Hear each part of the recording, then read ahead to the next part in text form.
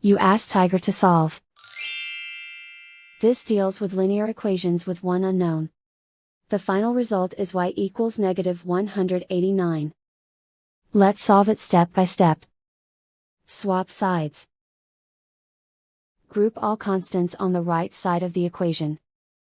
Subtract 99 from both sides.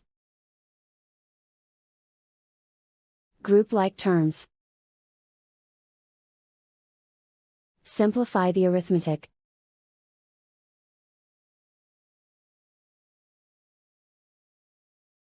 Convert the y into a positive number.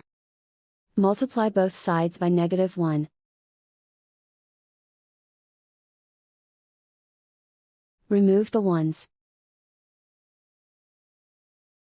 Simplify the arithmetic.